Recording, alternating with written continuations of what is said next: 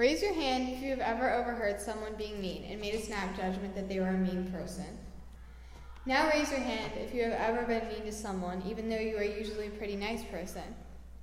Well, it's very possible that someone may have assumed some bad things about you based on one small encounter, not knowing much about you or what had led up to the moment.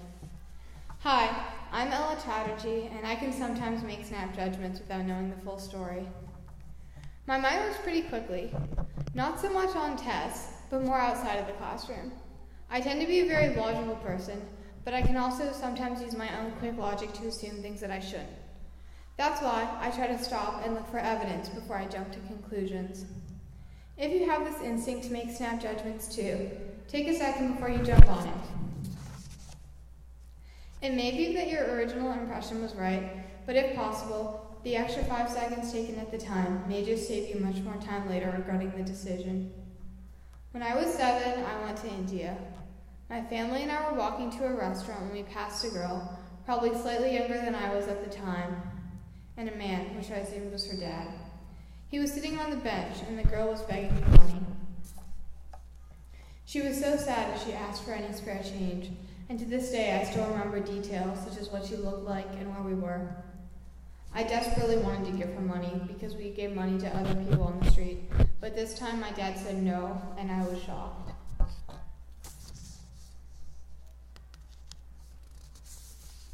I cried for the rest of the day because I couldn't bear it. My dad tried to talk to me, but I was stubborn and wouldn't talk to him.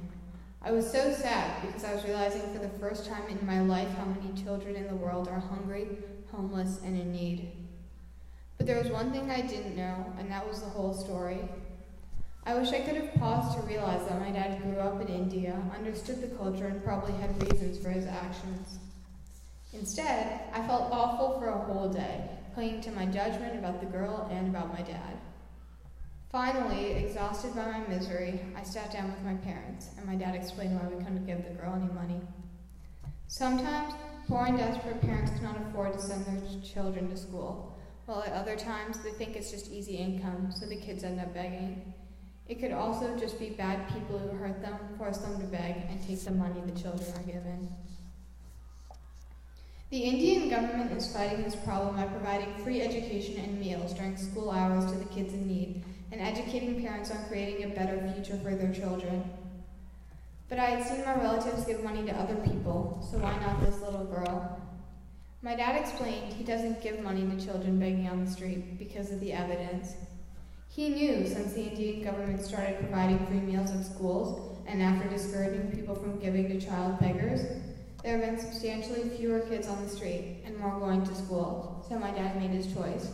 Even if it was so hard to say no to that little girl, he didn't want to contribute to what was a big social issue in India. That night, my dad and I donated money to support children's education, and that felt like a good choice, one that would hopefully help many children get what they needed for a better life. This lesson about not jumping to conclusions is useful in many scenarios.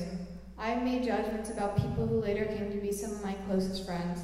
I have made judgments about my volleyball team, going in with a negative mindset and thinking I wouldn't like it. But as it turned out, I loved it. I had great coaches and teammates, and we ended up being undefeated. In the passage that my brother Miles read for us today, we are told not to judge others so quickly, because we have many things that we could be judged for too. But if everyone always went around judging others, the world would be an awful place. I strongly encourage you to keep this in mind as you get older, meet new people, and go to new places. Facing the world with positivity and acceptance will help everyone live a better life. It is so important to not make snap judgments before we know the whole story and consider other perspectives. If we do our best to keep an open mind, more opportunities will open up for us.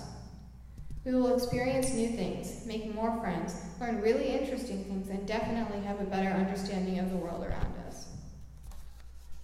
In addition, when we slow down for a second, we can stop ourselves from speaking aloud our wrong assumptions and hurting others. I believe that the less we make snap judgments, the happier and healthier we will be. Thank you.